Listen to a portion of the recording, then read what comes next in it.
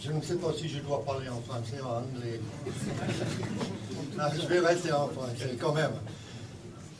De parler de coopération.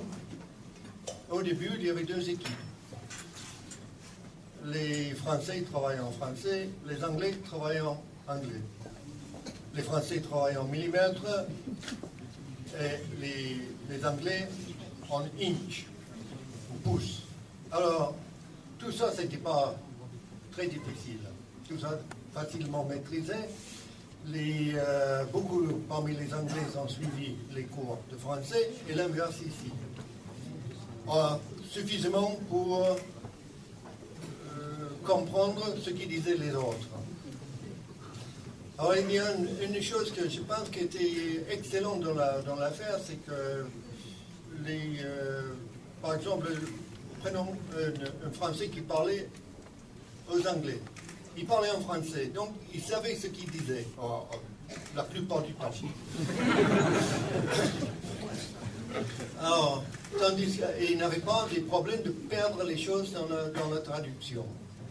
Mais il y avait une autre partie, tout ça s'est résolu, la partie qui était vraiment, pour moi, extraordinaire, fondamentale au succès du projet, c'était que, je prends un exemple, c'est que on faisait des calculs qui étaient de recherche ici, des méthodes numériques tout à fait théoriques avec des équations plus ou moins compliquées, et on nous a demandé d'essayer d'optimiser la voilure, parce que le prototype, il n'avait pas le perfo pour faire l'Atlantique du Nord.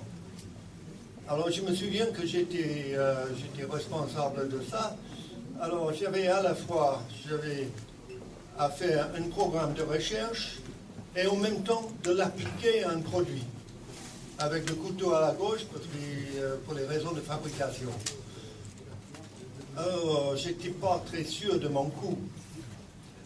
En Angleterre, ils n'étaient pas du tout sûrs de mon coup non plus, et donc ils ont lancé la même chose chez eux.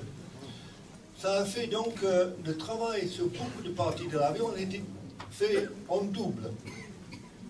Il était fait en double, ce qui était maintenant, je pense, considéré comme une duplication d'efforts à éviter pour les raisons économiques.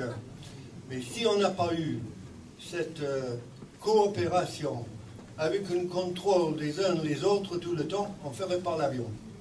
Alors, c'était quelque chose où il faut réfléchir, parce que pour des projets qui sont complètement différents, et comme vous voyez, l'avion il n'est pas comme les autres, je pense que c'est primordial. Personnellement, évidemment, on a des très solides amitiés avec les gens qui nous critiquaient à l'époque.